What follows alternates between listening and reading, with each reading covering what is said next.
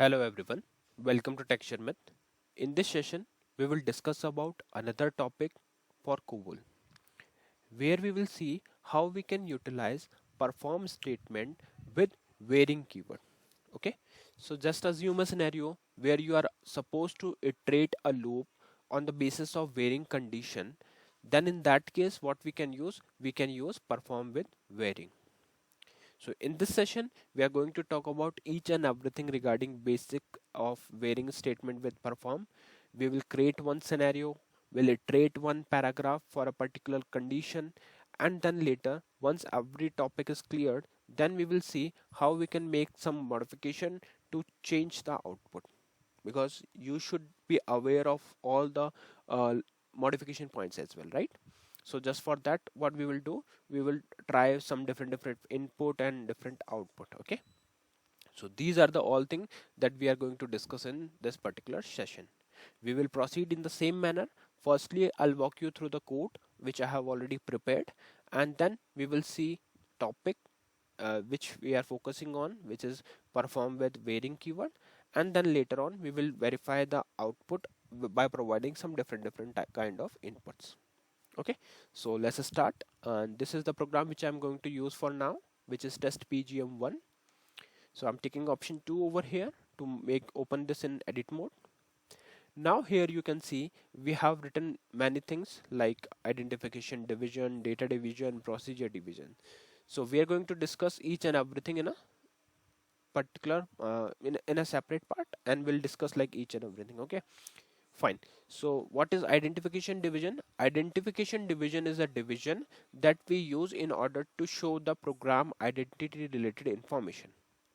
For example, here you can see we have program ID, which is nothing but denoting the program name. In my case, the program name is test pgm1. Then we have author name, which is to show the author name, which is text Sharmit. And then later on, we have noted down some comment line. Now, some of you might be thinking like why we have kept this extra space here. So this extra space is just to manage the program structure. And if you don't know about the structure, basic structure, then I recommend you to go and check out the previous session first, because there we have already discussed each and everything in a proper manner, right? And each and every session in a playlist is in proper sequence, so it would be really better if you go sequentially.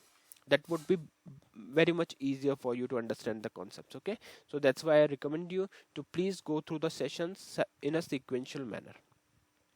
Okay, for now I'm assuming that you are aware of the structure and you know like why we have kept all these spaces and all. Okay, so let's move and focus on this main topic, which is varying. So from line number 5 to line number 7, we have initiated the comment line by putting asterisk here. So you can see asterisk. After that, whatever we will write will be considered as a comment line. Okay. So perform para in Cobol. We are using just this for this line for the introductory purpose. Then later on, we are going to initiate the data division. So here you can see data division is the division where we will keep the all the data type that we are going to data variable that we are going to use for the program. Okay, so here you can see on line number 11 we have initiated the working storage section, under which we will put all the variables that we are going to use throughout the programs. Then later on, after working storage section, even these things are also discussed in our previous session. What is data division, why we use it, because if you remember in previous session we were not using the data division because there was no need, right? But right now we have need, we want to use one variable in order to implement this condition. Okay, so that's why what we are doing, we are using this varying condition with a variable, and we have declared the variable. Okay, fine. So from line number 14, we have initiated the procedure division. In procedure division, we will keep the entire main logic of the code, or you can say the lines that we are going to execute it. So these are the actual lines. Okay, fine. Now you can see in procedure division, we have firstly written perform para 1. So this is the simple thing, right? We, in our previous session also, like we discussed like what is perform para 1. So what is new here? So if you remember, if you know carefully look here, you will find that no, it is not ended here. Still there are some lines we have written after it. Okay, so it is up to you if you would like to put this in the first same line itself 16, so you can put, otherwise you can put in line number 17. Okay, fine.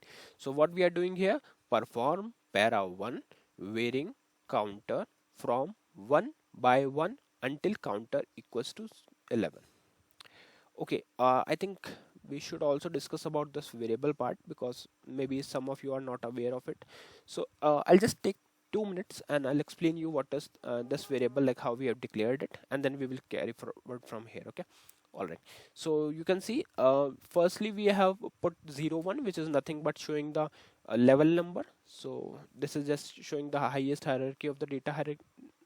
Okay, then we have counter, which is nothing but a variable name, or you can say the data name that we are going to use throughout the program for accessing this variable. After that we have picture clause. So picture clause is represented with pic keyword, and then we are using 9 of 2. So what is the meaning of 9? 9 is denoting numeric.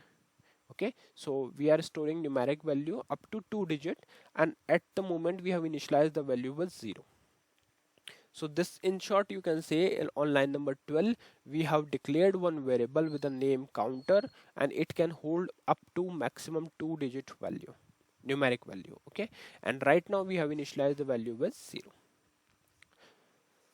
But still, if you would like to learn more about the data declaration, like what all things are there, right? So there are some sessions already published in the same playlist, so you can refer it. Okay, fine.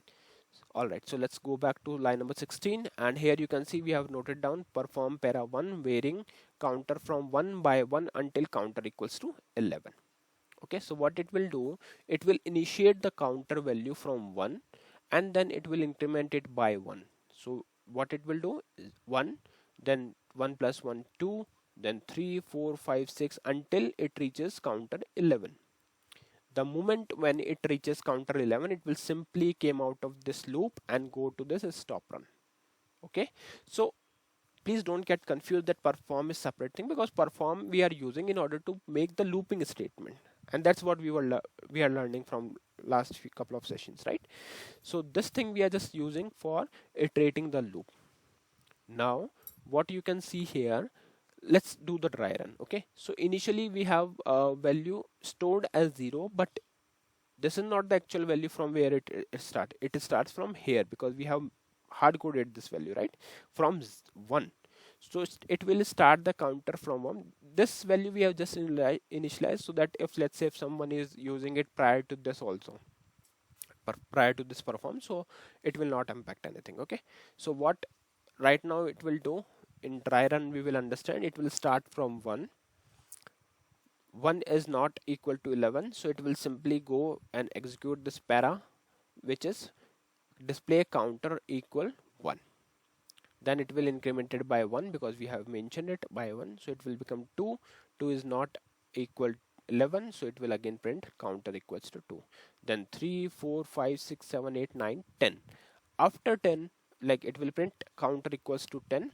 After 10 it will go and increment by 1, then it becomes 11. So 11 is equal to counter, yes, and 11 is 11. Okay, so in this situation it will simply came out of the loop and go to this stop run, and it terminates the program here. Okay, so in this situation what would be the output for us? Output would be 1 2 3 4 5 6 7 8 9 10 counter value. Okay, so let's verify the same. Let me compile this by taking option 14 and calling this. So you can see counter value is 1 0 1, sorry, 1 2 3 4 5 6 7 8 9 and 10.